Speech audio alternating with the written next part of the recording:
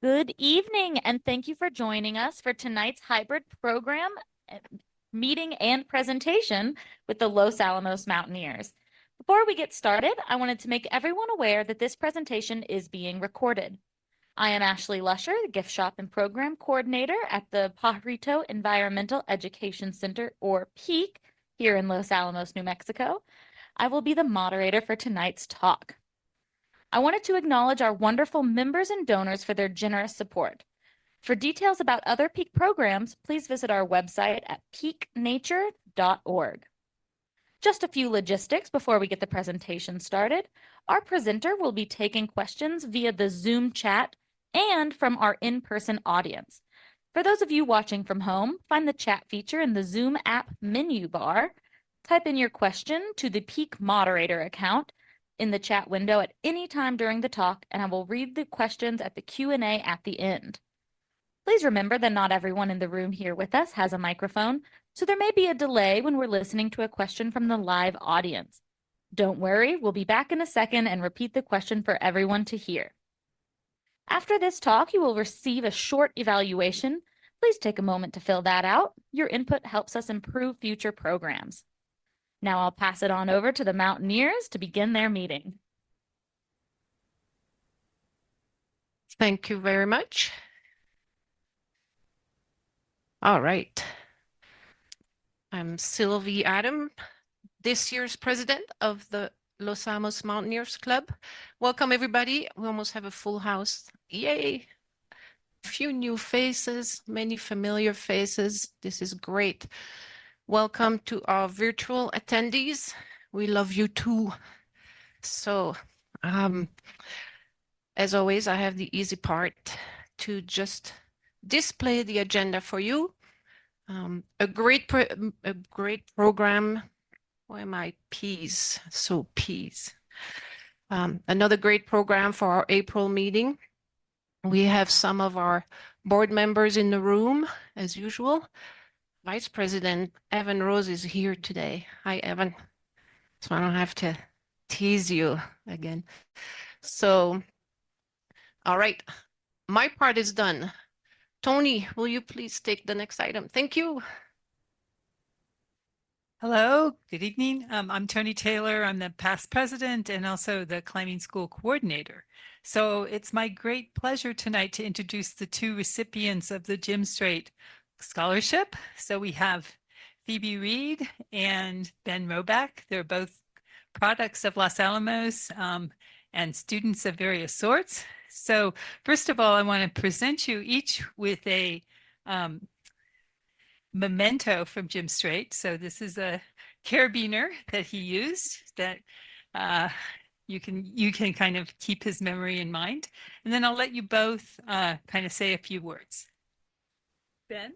Yeah, hey everybody, I'm Ben Roback. I grew up here locally in Los Alamos. Went off to college for a good 4 years, really enjoyed that, and came back just very recently. And I miss Los Alamos, and I was fortunate enough to run into Tony at the climbing gym, and she mentioned this climbing school, and yeah, let's do it. I grew up climbing, but I did it mostly to refresh my skills and really meet like-minded people, and good excuse to get out there and get on the rock. So it's been a blast thus far, and I'm very thankful for Tony for reaching out, and then for the LA Mountaineers for organizing everything. So thank you. Hi, I'm Phoebe, and I'm like 16, and I heard about the climbing school, and I'd wanted to climb for a little while now. And that sounded like a really great opportunity, and I was between running and skiing, and I decided like this would be fun. And I heard about the scholarship, and I thought that would be a cool thing to do, and I'm really happy for it. Okay, well, great. Thank you both, and enjoy the rest of your time in the climbing school. So we have Ross, who will present the financial review results. Well, this year, this year the board recruited Annetta Wyrick, Tim Rennick, and myself to review the 2023 finances for the club.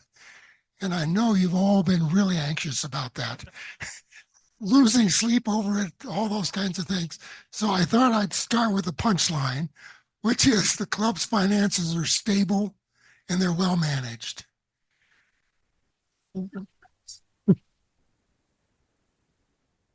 The total amount of the Los Alamos Mountaineers finances is about $16,500. And this year, the treasurer, Cecile Amos, has put about half of that into a CD. So you're actually earning interest on your money, which I think is a first for the club. But the committee basically went over all the bank statements, all the expenditures, and we didn't find anything amiss. And so I think, as I said, it's very well managed. Cecile does a spectacular job.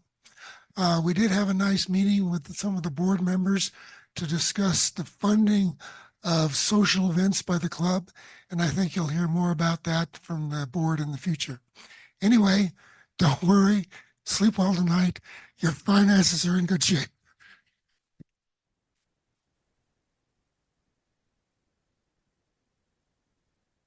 The club thanks Ross and Annetta and Tim very much for doing this. We are, as part of our bylaws, we do a financial review every year from members of the club who are not board members. So it gives us an independent look at our finances. And it's kind of a fun, fairly painless way to learn about the club. So in a year, there'll be another recruitment for members who might want to do this for us. And we appreciate your efforts very much. So I'm Jean Dewart, and I'm the trip coordinator this year. An enthusiastic statement or encouragement to members and trip leaders. For our trips, we ask everyone to fill out a roster and waiver to say that they were on the trip.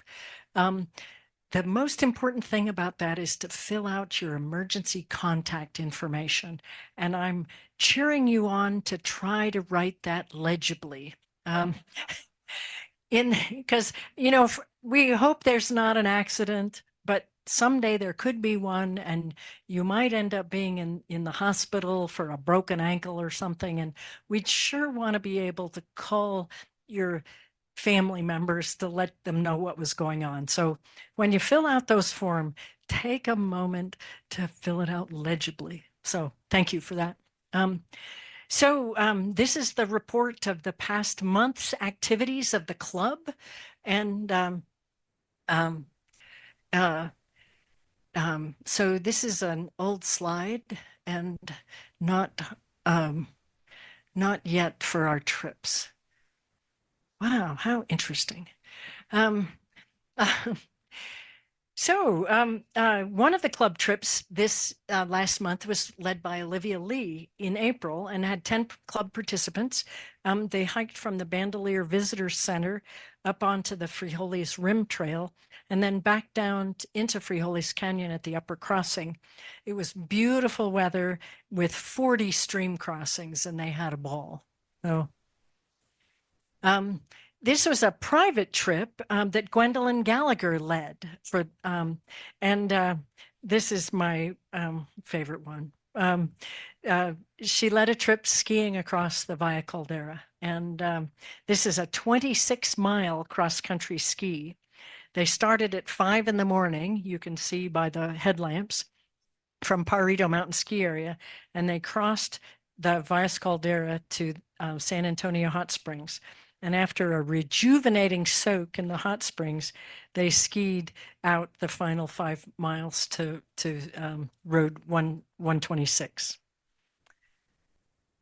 Lana Martin did a spring break trip this year with 11 pals and did a hiking and yoga retreat and explored the canyons and mesas around Sedona, Arizona. Evan Rose, Tom Fairbanks, and Franz Cordova climbed Fern's Nipple in Capitol Reef National Park at the end of March. And there's Evan on the right with some handline and Franz above him. Oh. There's a kind of a Mountaineers Wednesday hiking group, and Altena Gray and 10 members of this group hiked to the Red Wash Canyon which is just northwest of Abiquiu in early April. It's a beautiful late winter, early spring hike. Brett Kettering's been at it. He did a series of hikes, mountain bikes, and backpacks on the Arizona Trail this last month. The first was a 22-mile hike starting at the Mexico border through desert and mountain terrain, including crossing a snowfield, and they hiked up Mount Miller as well. He continued north on a 14-mile mountain bike ride over mostly good biking terrain. I think there was some excitement along the way. And then his final part of this was a 44-mile two-day backpack through mostly desert country with many rattlesnakes, finishing up at Roosevelt Lake.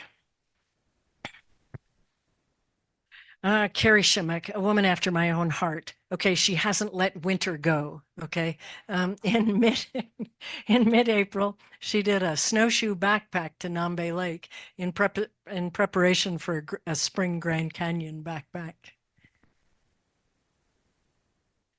Gwendolyn Gallagher, again, led a trip with friends, family and friends, to Palo Duro State Park, Palo Duro Canyon State Park in Texas. It's just south of Amarillo, near the town of Canyon, Texas. It's a fabulously beautiful place. They report that there's wonderful mountain biking trails there. Again, the Wednesday Mountaineers hiking group did a Via Canyon perimeter trail loop in mid-April. And Satsangi did a couple of hikes on the weekend of April 20th. One was, and Anne, help me pronounce the name of this, Raipia. Okay. Okay. Right. The Raipia Nature Trail hike just outside of San Ysidro off State Route 4. And she says it has beautiful markings to identify the desert plants there. And then she didn't make it on Olivia's hike, but did the next day after Olivia did a Frioles Canyon rim to rim hike. And somehow the slides of Bill Podorski's Blanding trip have not appeared here for some reason. And they did a 5-day trip out of Blanding, Utah, where they hiked in Cheesebox Canyon, in Comb Ridge, and overlooking Grand Gulch. And they had 9 people on the trip and had a great time. All right, upcoming. We've switched from winter to spring, so there's not the climbing the ski hill now on Thursdays, but on Tuesday and Thursday, there are top roping sessions. And if you go to the Los Alamos Mountaineers webpage, you'll select the calendar feature, and it will show you the locations of those top roping sessions. On Wednesday, May 1st, we're going to have a kind of a trip leader get together, and it's for all kinds of trip leaders, those who've led a lot of trips and those who are interested in starting leading trips. We're going to talk about how to get started, and we're going to talk about how you handle some of the harder situations. So it'll be a fun evening, and we got a good gang coming. And if you're interested, please send me an email. Carrie Shimmick, now that she's done her snowshoe backpacking, she has a spot on a Grand Canyon backpack trip May 4th through the 9th. Zach Baker is leading our quarterly Los Alamos Mountaineers peak collaboration hike. This is going to be Ancho Canyon to Red Dot on May 11th. And the hike is on the Mountaineers website, but it'll take you to the peak website to sign up. Bill Podorski has a wonderful llama adventure in Utah, Tikaboo Canyons. There's still one spot open if you can make it, May 5th through 13th. Tanya Pietras has a 10-day adventure in Alaska, in the Revelation Mountains starting in late July, and there's still 2 spots open, but grab them quick. Kathleen Grutzmacher has a 10th Mountain Division hut trip in August. The trip is full, but there's a waiting list. This is a trip where you can drive to within third half a mile of one of the 10th Mountain Division huts, and then carry your stuff into the hut from there with the wheelbarrows that the hut has. And then you can go hiking and biking for 3 or 4 days up at 11,000 feet. It'll be a wonderful time. And then looking way ahead to November, Bill Podorski has his annual Moab trip, exploration, biking, hiking, canyoneering in November. It turns out this is volunteer week, and there are several trail opportunities this week and later in the month. Trail maintenance days sponsored by Los Alamos County that you can register at volunteerlosalamos.org. And then the annual Jemez Trail Runs is going to be Saturday, May 11th. If you contact Margie Stockton at mbstockton@gmail.com, they need some help with aid stations and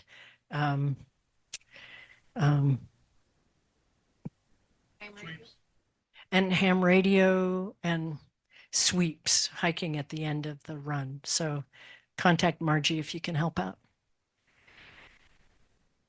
And then looking forward, Ellen Mills is planning to start the Monday night hikes and potluck up at the ski area sometime in May, depending upon when the snow kind of melts out. There's still a lot of snow, yay. So look for those announcements. And then we'll have a beginner backpack trip in late July.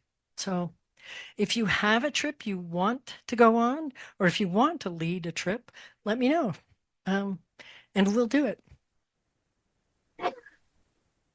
I think that's all for me.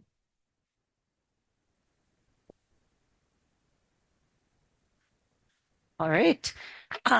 My name is Ann Satsangi, and I'm one of the coordinators for the speakers for this monthly meeting, along with Juliana Fessenden. And so we line up the program of monthly speakers as well as the December potpourri.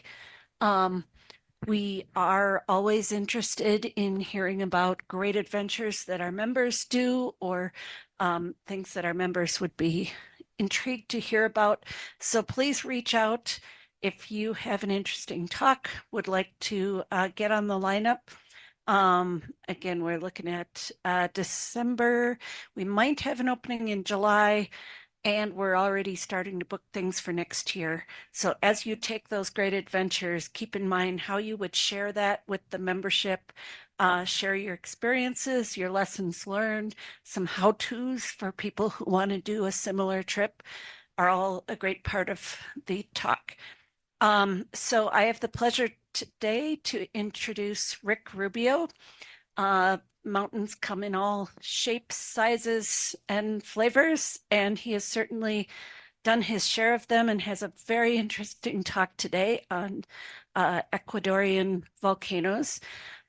Rick, I learned, is pretty new to Los Alamos, but not at all new to mountaineering, and has jumped right into our mountaineering community. He has years of experience and is still linked with the Southern California Mountaineering Association and is an avid backcountry skier, has skied all over the Southwest as well as all over the world in various countries. He's a mountaineer through and through, of course, and also a avalanche safety training instructor. So has much experience and much to share here, as well as going on this trip that he'll talk to you about with several friends. A member, Robin, was also on this trip, came along, and I understand as high up as the birds go, and had a different flavor of birding to this adventure. So I will pass it off with that introduction to Rick Rubio.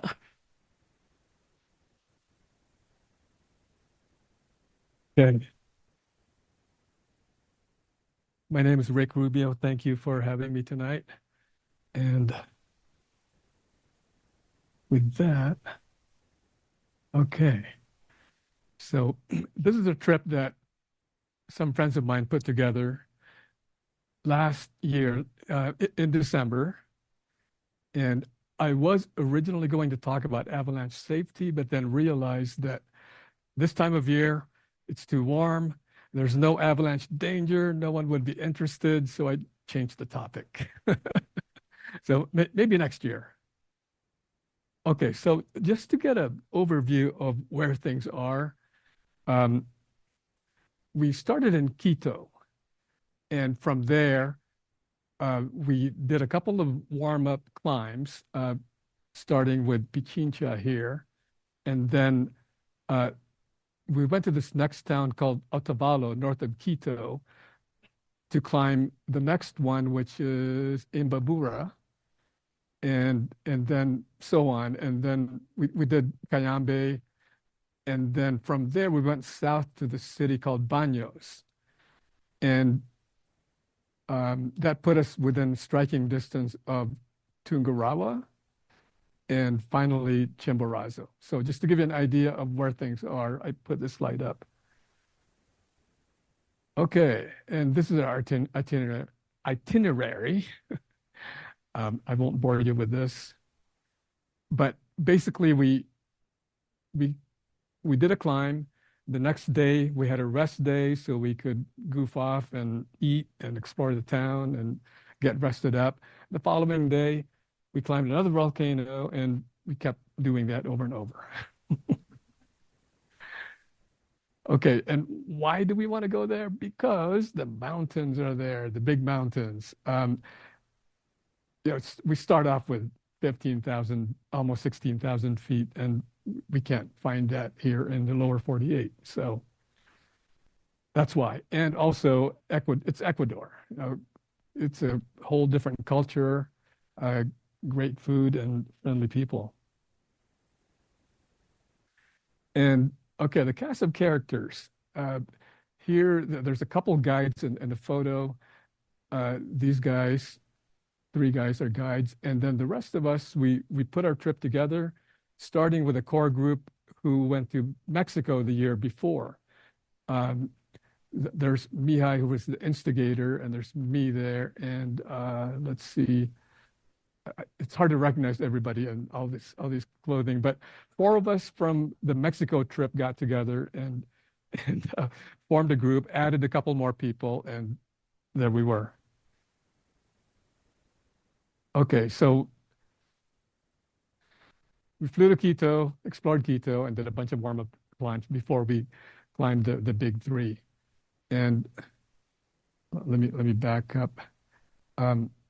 So originally, we were going to do the famous one, Cotopaxi, but because it was kind of erupting, we put Tungurahua in its place. And that's why we were progressively going higher until we did Tungurahua, which is lower. That's why. So the first warm-up climb is called Pichincha. We flew into Quito. The next morning, we did Pichincha, or some of us did it all the way, but because it was a cloudy, overcast day, really windy, and first day in Ecuador, Robin and I decided not to go all the way to the top. And so we just went part way up. And also for Robin, there were no birds above whatever this was. So, but the rest of the group did go to the top. And the next day, we did the tourist thing. We traveled to Otavalo, the next town, and we did some sightseeing and did a lot of eating on the way. And this is one of the places where we stopped because there are birds.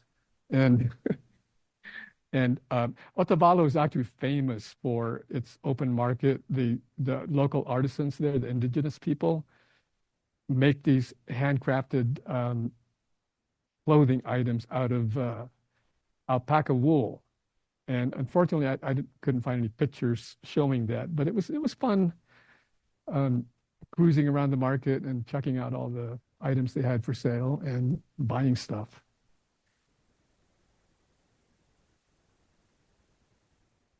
Okay, second warm-up hike. There's Robin there, and there's our summit dog. We nicknamed him Klingon because he had a bunch of Klingons on him. But impressive dog. There was a bunch of class 2 rock that we had to climb over, and this dog not only knew the way, but was really good at class 2 rock or class 3 rock. Impressive. And yeah, it started out as a beautiful grassland area right there. And of course, there were birds, and that's why Robin is still hanging in there until it got a little higher. And this is where it starts getting kind of class 3. And that dog just made this look easy. He obviously had done this before. Yeah, it got gnarly enough that I was down climbing, facing the rock. But no problem for the dog. Okay, then the next day, another rest day. This is a tourist spot right on the equator. And there were all these myths about how the gravity there is really wonky and you can't balance. And so to disprove that, Amy and I were doing some yoga poses just to show that it's all BS. And it was fun. Okay, then we could see the next peak, Cayambe. Now it's getting serious. This is a big one with glaciers and crevasses and some steep snow climbing. That's a photo from the base camp. We could see the glaciers, and they look pretty imposing. There you can see one of the crevasses. And so from here, starting with this peak, we were in full mountaineering gear with crampons and ice axe and harness. So we were all roped up. Typically, we were in teams of 3 or 4, one guide per rope team. There's a close-up of one of the crevasses. You don't want to fall in there. Yeah, on the way up, we couldn't see these features, so it wasn't very scary. But on the way down, we could see.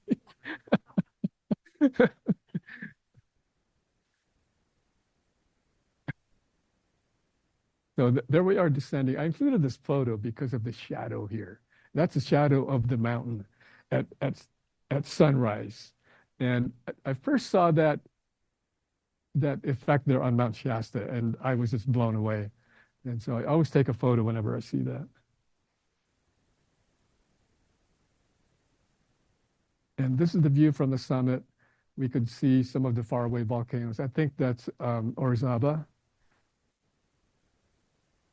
Yeah. No. Orizaba's in Mexico, you're right. Chimborazo is what I meant. Thank you. No, we couldn't see that far. Yeah, the altitude does that to me.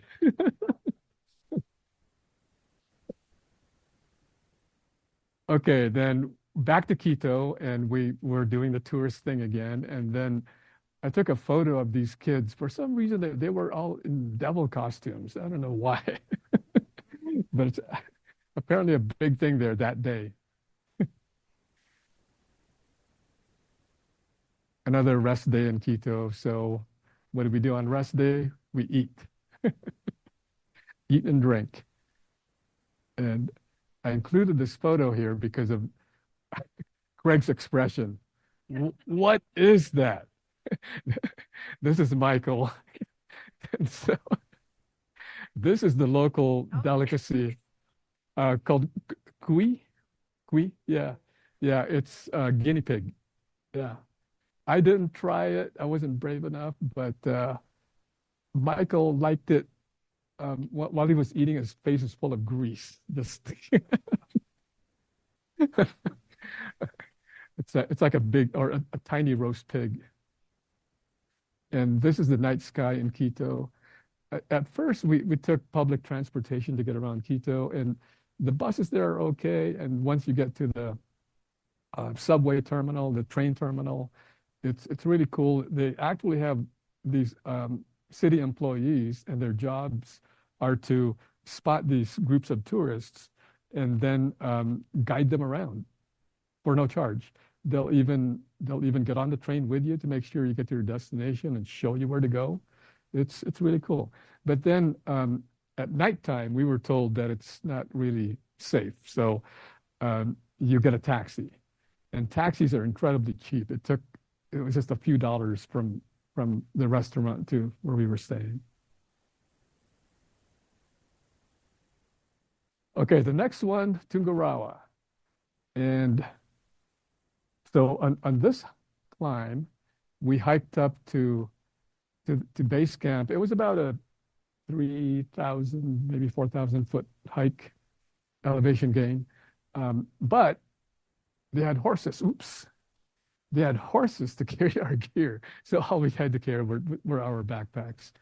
And one of the climbers here was just clowning around and hopped on a horse to get his photo taken. And we started out in jungle kind of scenery there. And this is a photo taken at base camp. And this is our driver, Javier. And he's just clowning around wearing a Batman suit. He actually climbed the volcano in that Batman outfit, including the headgear. And this is the main guide. Once we got to Ecuador, our main guide hired Ecuadorian guides, and he's an Ecuadorian guide. He's also another guide. So unfortunately on this volcano, I came down with stomach something, and we did an alpine start. Started hiking at midnight, and it got to be about 12:30, and I decided I'm going back down. I'm not feeling good. So I never saw this, but this is the crater that Tungurahua is famous for. And also I learned that Tungurahua used to have a big ice cap, but since the last eruption in 2014 or something like that, might have been 2019, the volcano lost its snow cap. It's gotten a lot warmer from the volcanic action, and there is no snow on it now. But it is a very steep volcano. And I wasn't too sad about missing this one because it was incredibly steep, even the first 30 minutes. That's my friend Mihai saying, don't go there.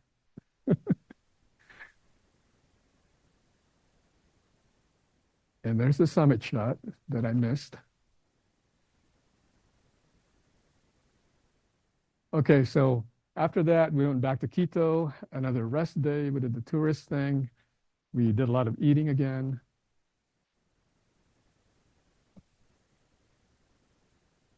And we did what tourists do. We did this zip line across a canyon in Superman style. And some of the other people in the group took a cable car across the canyon. It's a pretty impressive canyon with waterfalls. That's one of the smaller ones. And yeah, I had a lot more photos with big waterfalls that didn't make it on the slide. And doing more touristy stuff, posing at the sign of, this is the name of the town we were in.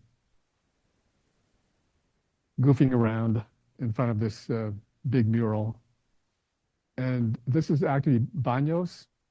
And Baños is known for its hot springs. And Of course, we had to go to the hot spring. I just didn't include a photo.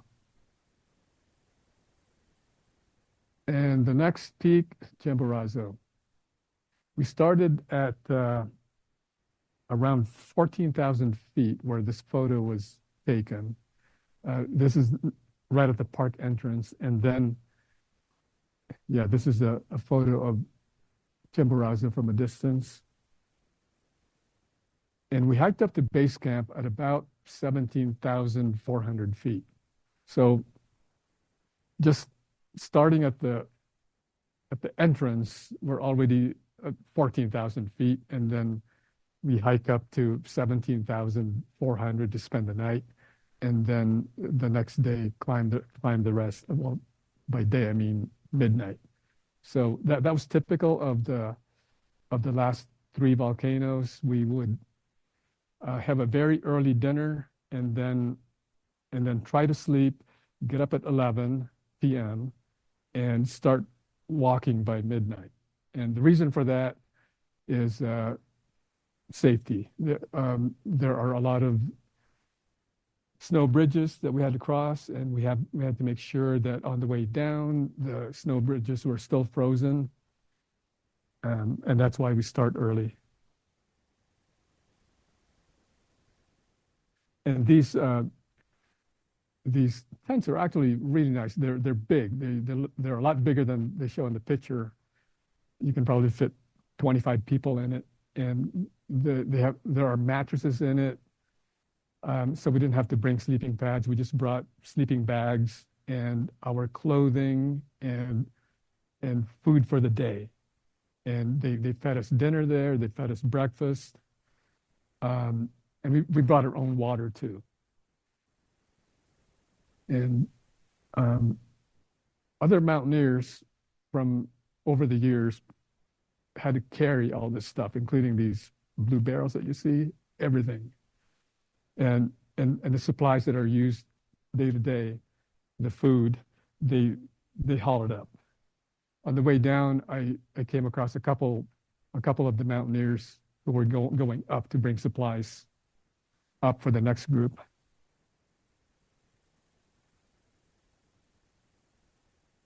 Here's a closer shot of the tents. Yeah, this is at 17,484 feet. And yeah, we started at midnight. This is a couple of my friends, Craig and Greg, taking a break. They look pretty wasted there. It was a steep climb. And again, more crevasses and another peak shadow shot.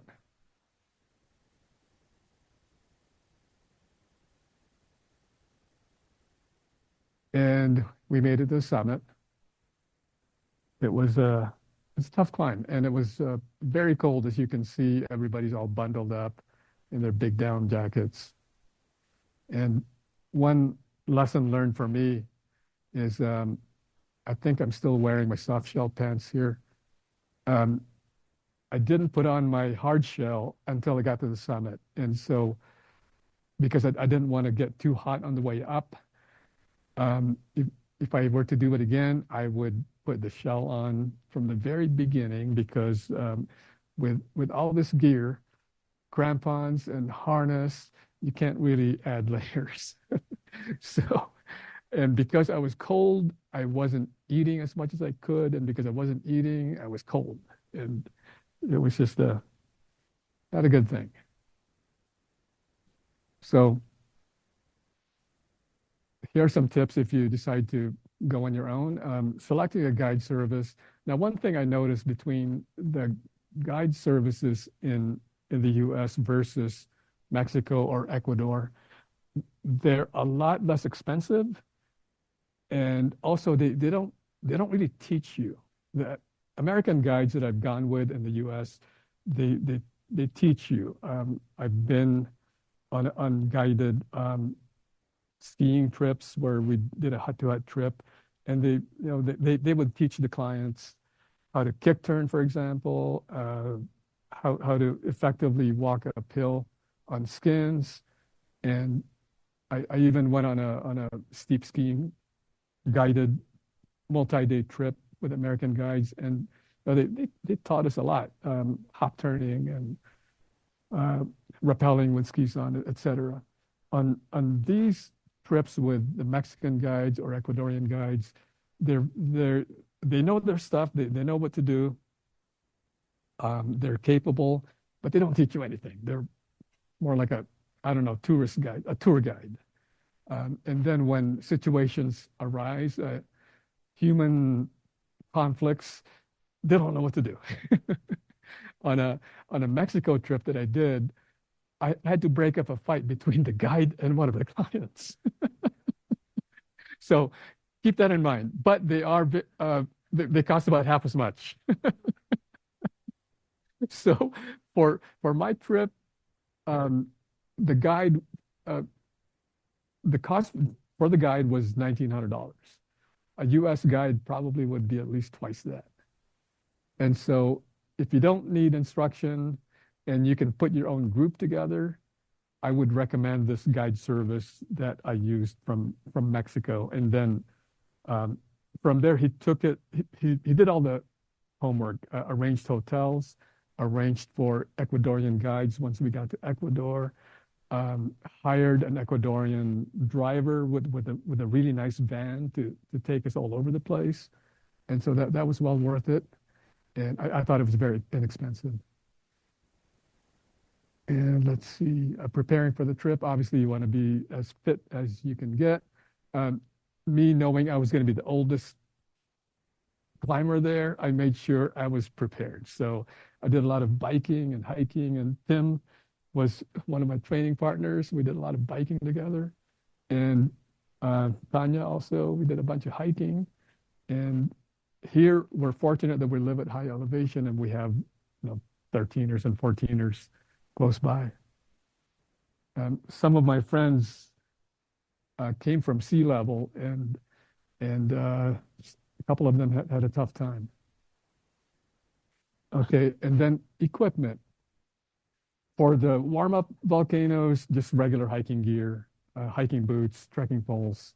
And for the 3 high volcanoes where there's snow climbing and crevasses, then you have to add the regular alpine gear like ice axe, crampons, harness, helmet, and extra clothing, and also double boots.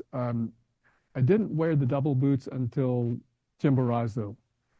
I actually used a lighter pair of insulated boots on Cayambe, and that was pushing it to the limit. So double boots, I think, are a must for something like Chimborazo. And by double boots, I mean boots that have a separate liner, so they're insulated and warm, and a fairly large pack to carry all that stuff up to base camp. So that's really all I have. I'm open for questions. The question was, did I use anything like Diamox for altitude? I did not. I never have. But I know at least one other person on the team did, and it seemed to work. Yeah.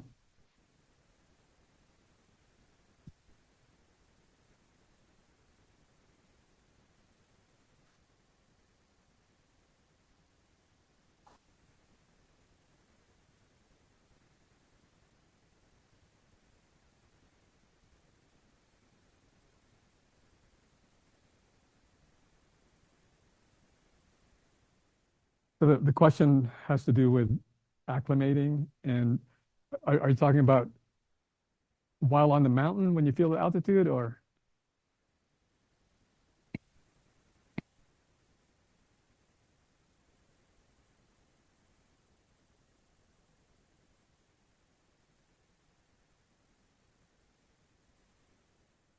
Okay, how do you overcome altitude sickness within a week? Is that what you're saying? Probably I would, the old mountaineering saying, sleep low and climb high. So climb high and then come back down and sleep down at the elevation of Quito, for example, at 10,000 feet. and then take a rest day and do it again the following day. Climb to, I don't know, 15,000, 16,000 feet, and then come back down and sleep. And within a week, you should be ready, assuming you've got the base fitness. Yeah. Being near the equator,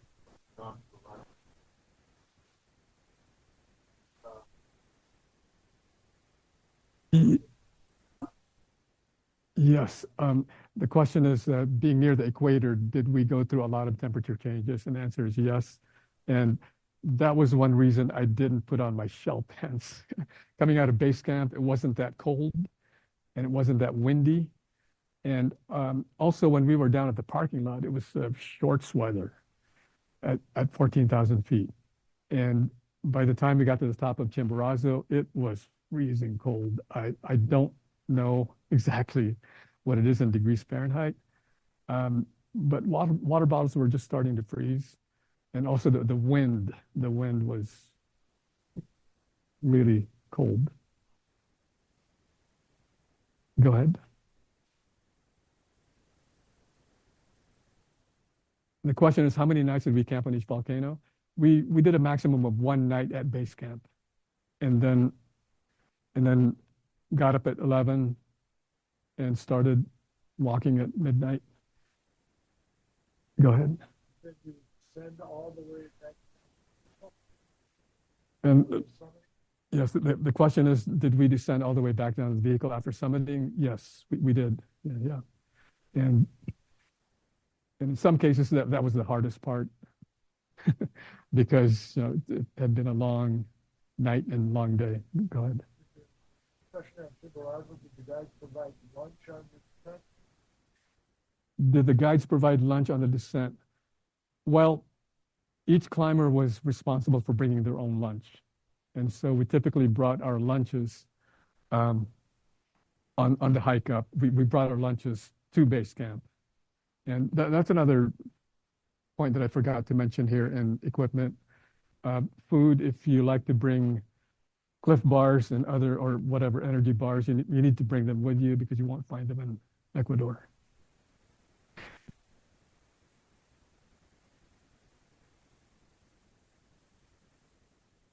We have one question from the online group. You mentioned that you had to use snow bridges a lot on the hikes up and down. Would that make it so the trail isn't usable in warmer months? With the trail? As it would the snow bridges melt to the point where you could no longer use the trail? Right. I've never been there during the summer months, but I would assume that their winter is the time to go. No, summer and winter. It's on the equator. That's probably right. Yeah, that sounds logical. Yeah. I don't know. I've never been there besides December. Go ahead. How long have I been doing this kind of climbing? I don't know. I did Mount Rainier 40 years ago. So it's a similar thing to Mount Rainier. You hike up to base camp, you spend the night, you have an alpine start, and you cross glaciers and crevasses, and you're roped up. So yeah. All right. Awesome. Rainier. Cool. All right. I'll never forget the cleaver. Oh, one thing I forgot to mention, a fun fact about Chimborazo is it is the farthest away from the center of the earth. The summit is the farthest away from the center of the earth. So if you were to measure the height of the mountain from the center of the earth, Chimborazo wins over Everest. So another fun fact is because of the equatorial bulge, 20,000 feet at the equator is not the same as 20,000 feet on Denali. So when people tell me they've climbed, what's the one in Africa? Kilimanjaro, and they're ready for Denali, no. A whole different ballgame. So, and of course, Chimborazo is basically a day hike. and Denali is a full-on expedition. Not for me. Too much work. You have to pull a sled, carry a huge backpack, and you might have to spend a week or more in your tent waiting for a weather window.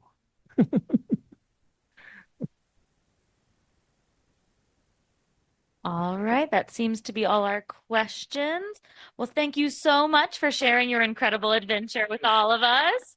And thank you to all of our viewers for tuning in today, be it in person or over Zoom. Everyone, please remember to look out for that quick survey. We're going to be emailing you in the next day or so. And check out our Peak website for some more great upcoming spring programs. Thank you, everyone, for joining us, and have a good night.